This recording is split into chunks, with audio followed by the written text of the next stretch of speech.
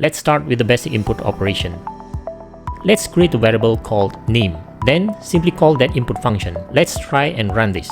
Since I'm using Jupyter Notebook here, this indicates that the program is waiting for input. Let's give it an input.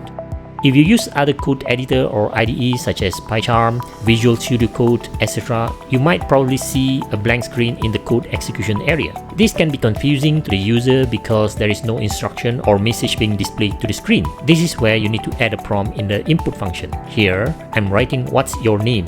Let's run it again. Notice there is no space right after the question mark. We better modify it later. Just type in the input for this particular execution. So let's modify the prompt again to include space at the end. This is to make sure the output of our code looks neat and organized. Whatever the input provided by the user, it will be stored in the variable called name.